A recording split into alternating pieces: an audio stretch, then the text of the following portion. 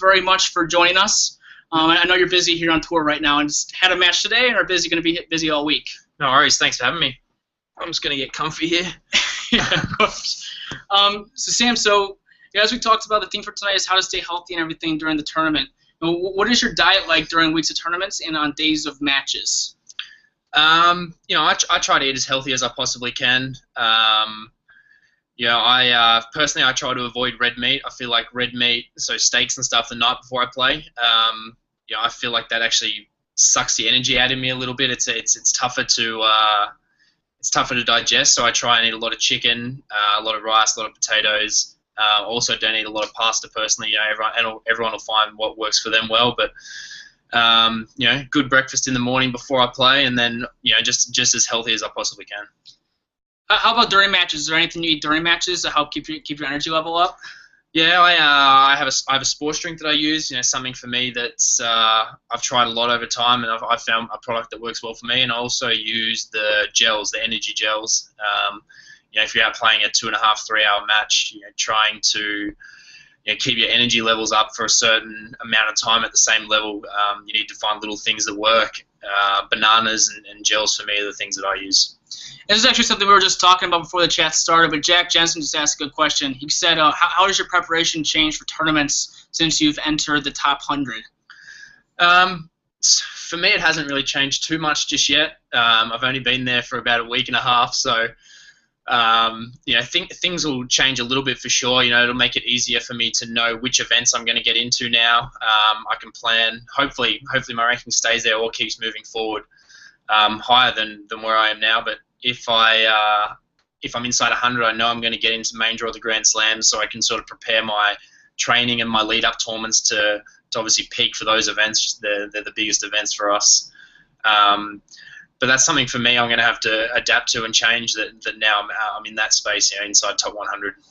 So where have you been exactly before this tournament? We're in Washington, D.C. now. Where were you before this over the last couple of months? I actually had 2 days off before coming here, and then before that I was in Bogota, Colombia. The week before that I was in Newport, Rhode Island. The week before that I was in Winnetka, Illinois. The week before that I played at Wimbledon, and then I played in Nottingham, and then I was in Paris, and then I spent 4 weeks in Asia before that. So I've had a pretty hectic few months. Yeah, so tons of time on the court. So what exactly when you're in practice? How much time do you spend on time practicing on the court? How much time do you spend in the gym compared to what you would do in the off season? It obviously depends how many matches I'm playing.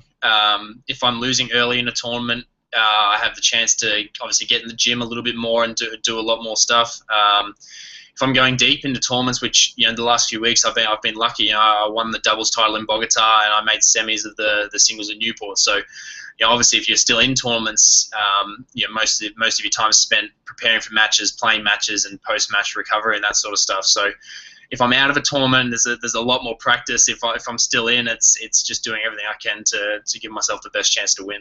Nice. And Trevor Ballers actually asked a couple of good questions. He said, what do you do to stay focused when you're not playing your best, and how do you continue to coach yourself? I guess I'm lucky now that I have a coach traveling with me, but I haven't always had that luxury.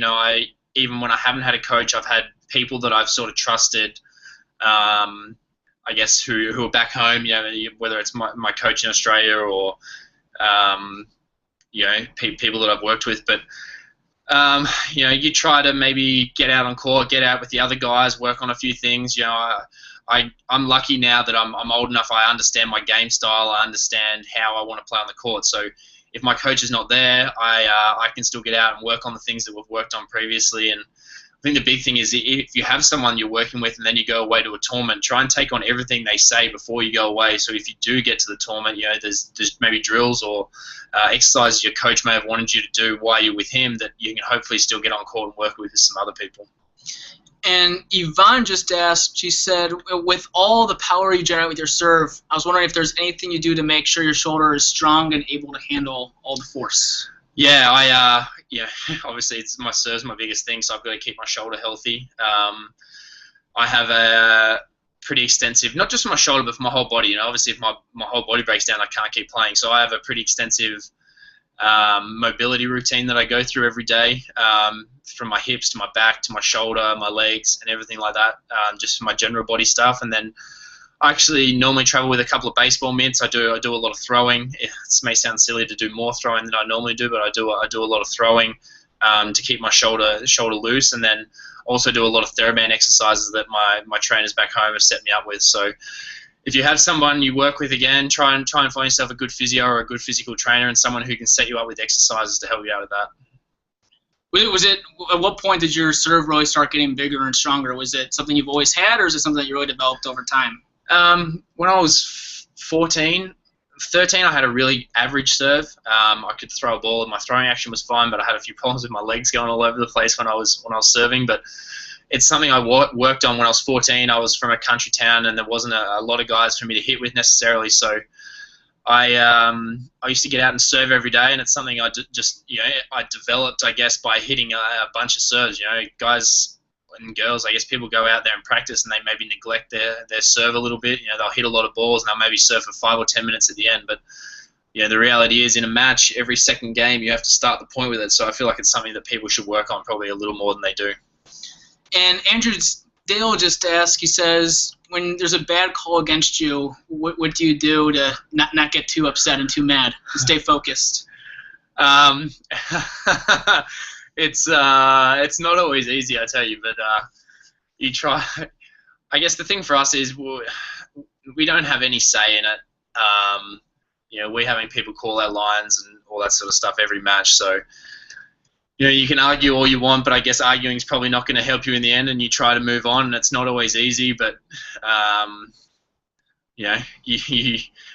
guess everyone's been told in the past, the past is the past, and you try to move on and just play every point. So try to let go and play the next point. Nice. So we're getting actually a lot of questions here. You mind scrolling down? Yeah. So where are they going? Are we going down here? Yeah.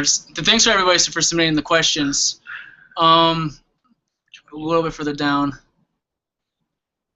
Oh, what do you eat? And you answered already. How many tournaments should you play in a month? Chase asked that. And compared, what did you do in juniors? How many tournaments did you play when you were a junior? And what do you do now? So when I was a junior, obviously still in school, so a lot less. Tournaments normally for me in Australia, I'm not sure what they're like over here, but they were sort of weekend tournaments. So I was able to practice during the week, go to school during the week, play tournaments on weekends. I'd probably play maybe 2 a month, maybe 3, depending on the time of year. Now for me, it's different. It depends on what time of year it is and what tournaments are coming up. As I said, I've played a hell of a lot in the last couple of months.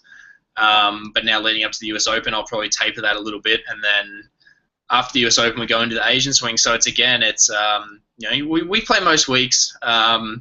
We might play 4 weeks of tournaments in a month, but during November, December, we won't play, and there's other months maybe we play a week or 2 a month. So I think it's personal. It's something you'll work out with your coach or whoever's helping you out, and it definitely varies time to time. This is a pre-prepared question, but everybody remember that you keep typing in questions throughout this, because Sam's going to pick one random winner at the end to win a backpack. So keep typing in your questions. Sam, has your double success, has that helped you in singles to help get you a more rounded game? For me, my doubles has helped me a lot. Obviously, the way I play an aggressive style in singles as well. I serve volley a lot. But the biggest thing I think doubles has helped me with is it's more time on the court, and it's actually more matches. It's more time in a pressure situation. The only chance you get to hit a serve at break point down, if you're not playing singles, is in practice if you're not playing too much doubles. So for me, playing doubles puts me in more pressure situations. And the other thing for me is I cracked the top 100 in doubles and had the chance to play some bigger events probably before I had the chance to do it in singles. So I sort of got acclimatized to being around those bigger events and being around more of the guys, and doubles has given me the confidence, I guess, to help take the step I have in singles now. Nice. And somebody asked about that you've played with a number of different doubles partners recently. Is there somebody you particularly prefer to play with, or a particular style that you prefer to play with, or anything? Yeah, I see the person there. They asked about Golubev. Obviously we did unbelievably well at the French. That was a last-minute decision. We both weren't going to get in with our original partners, so we signed in, one day before the deadline closed, and then end up making the semi-final run there. So that was pretty amazing. But Chris Guccione, we've won 6 tournaments together this year, and we won our first ATP event in Bogota last week. So, I love playing with Gooch. We've been doing great together, and we're going to play the US Open together, and hopefully we can continue to do well. But I think the more you round yourself as a player, the more chance you can play or have to play and can play with different partners. And I think for me, being able to play singles and doubles, guys like that when they play doubles with me as well. If you're playing singles, you're returning off both sides, and a lot of the doubles guys only get the chance to return off one side. So, I think I give guys a few different options there. Nice. And somebody asked, what's your favorite tournament and city to travel to and to play in? So my favorite tournament would not by far. I mean, I love playing at home in Melbourne. The Australian Open, it's our summer, it's our holidays. It's great to play in front of your home crowd. And then my favorite place or tournament outside of that would be Wimbledon. Obviously it's the most traditional place. It's the home of tennis. It's so different to every other tournament. You wear all white. It's quiet around the grounds. It's got a very old school feel to it. And then my favorite city to actually play in would be New York, or to visit would be New York. It's busy. It's got everything you could ever ask for, I guess. I'm a little sick of it after I've spent 2 weeks there, but for the 2 weeks that I'm there, I really enjoy it. The New York style pizza? Yeah, no, avoid that. Don't eat pizza. That's not on one of my pre-match diet plans. There you go. You've been on such a hot streak lately, with the French success and getting in the top 100 for singles.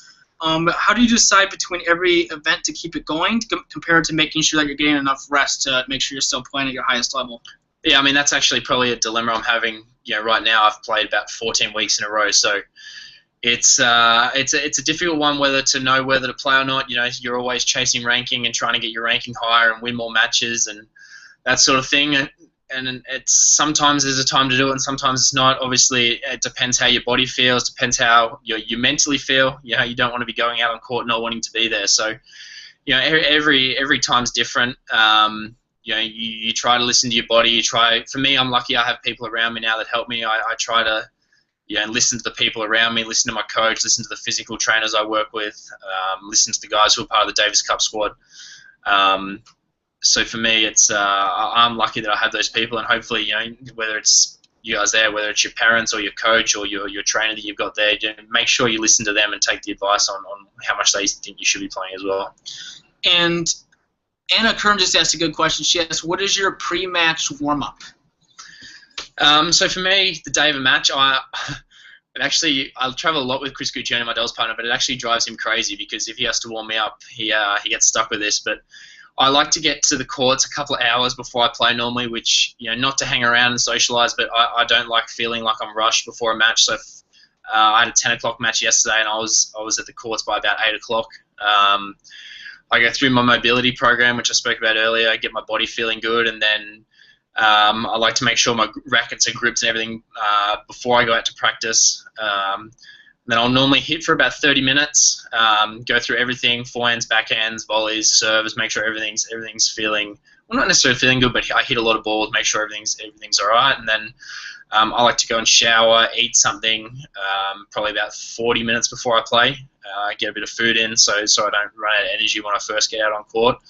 And then about 5 or 10 minutes before I go on court, I'll do a good physical warm-up, running, knees up, side steps, side skips, and then a few little ball drills with my coach, some side-to-side stuff, and then a few little reflex drills that we've come up with ourselves.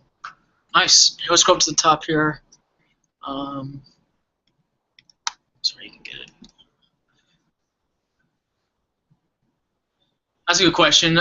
Simon asked, how close are you to the fellow Australian players? I think that's one of the reasons why we're actually all doing quite well right now.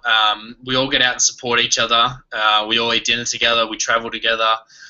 It's great to be around guys who you have a common interest with. We all love Australian football, or a lot of us. So we at Wimbledon this year. I think we had 4 guys in the last round of qualies, and every day Leighton was out watching, and Gooch was out watching, and we watch each other. And we spend a lot of time. We probably 35 to 40 weeks a year on the road. So, the Aussie guys are probably my best mates on tour, and I see them, 30 weeks a year. So, if I'm doing well, it's great to see. If they're doing well, I enjoy seeing that as well, and we all push each other to get better. And there's a competitive friendliness there between us, and they're the guys I hang out with always. Nice. Now, everybody, remember to keep firing in your questions. Sam's going to give away a backpack at the end. So just keep sending in questions, and he'll answer them, and we'll pick a winner at the end, too. Also, guys, before I answer any more questions, don't forget about ADNA, Athlete DNA, and Tennis Warehouse is born for this competition on Instagram at the moment. Film yourself in a 15-second video of yourself in your ADNA gear doing whatever it is that you do, and tag Athletic DNA and Tennis Warehouse in the video, and hashtag BFT14. I think they're giving away, I think it's all the gear the pros get for a year. So yes. Anything that I'm going to be wearing over the next year, if you win the comp, you'll be getting the same thing. So don't forget to do that. So you check out Athletic DNA on Instagram. I think it's all the information's on there. And Anna Kern just came in with another good question. She says, what is your go-to play in clutch situations? I don't know if I can tell you that. I don't know if I can give away that. My go-to play in clutch situations is different for every opponent. It's trying to match up what I think I do well against what they maybe don't do so well. So if someone's struggling with something, someone might be struggling with a forehand return on that day, and if I've picked up on that and if I'm aware of that, then I'll maybe try to go to that. Or, for me, it's I think a clutch situation is obviously a pressure situation, and for me, it's about trying to do the things that I do well and sticking to my game style in those pressure situations. So, I don't want to be running back behind the baseline and hitting moon balls against guys and going into a 30-shot rally. I'm going to try and play aggressively still and definitely stick to my game style. Okay, and we're going to do a couple more questions, so get the final ones in. That was a good one there. Andrew Dale, if you're playing a person who hits it really hard with no game plan, what should you do to combat that? It's a hard one to answer because I'm not quite sure, Andrew, about what your game style is either, or what your strengths and weaknesses are. But you play guys who. My philosophy is if a guy's playing too well, he's playing too well. Obviously tennis is a battle between two people. So on any given day, anybody can beat anybody, and that's one of the things I love about this sport. And if I walk out on court, and for me, I do everything I can do, and the guy's too good on that day, then too good, and I'll get my chance in the next tournament. But I always have the philosophy as well that people can't play their best tennis for forever during a match. So try and weather the storm a little bit, and stick around and compete hard, and hopefully they have a bit of a lapse. So somebody asked a good question. They said, "What do you do? What are your hobbies outside of tennis?" Obviously, travel.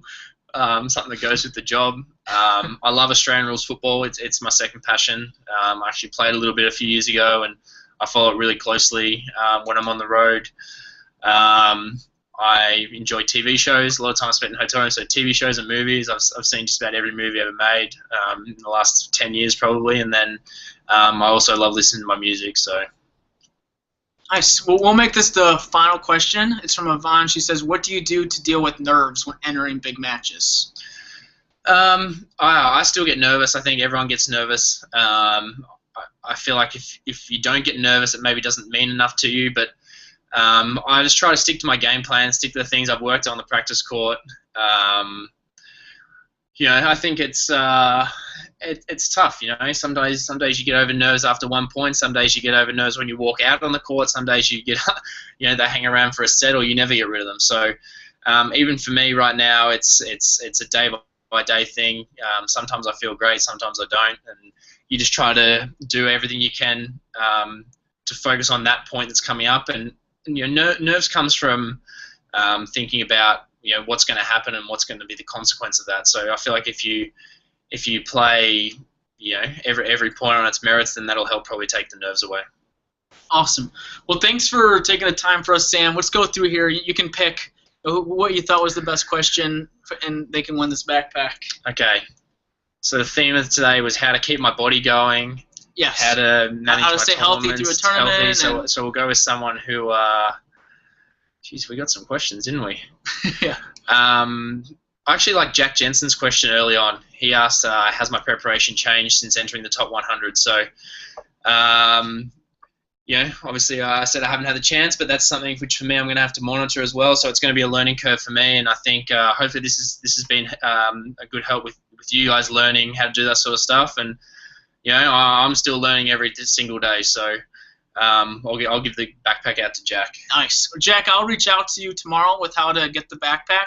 And also everybody, too, that's on here, we're doing these Google Hangouts very regularly, probably once every week or two.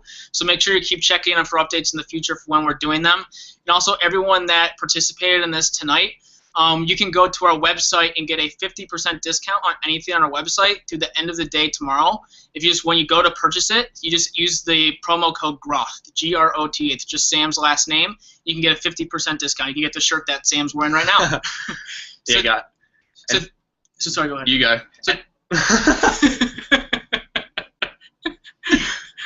So thank you so much, everybody. Thanks for Sam, too, for he's in the middle of a tournament right now, so it means a lot to us that he would take the time to do this in the middle of a tournament. So thank you very much. Thanks, guys. Thanks for joining us. And, like we said before, check out the Born for This comp on Instagram, and then head over to Athletic DNA, and I'll see you guys soon. Thank you.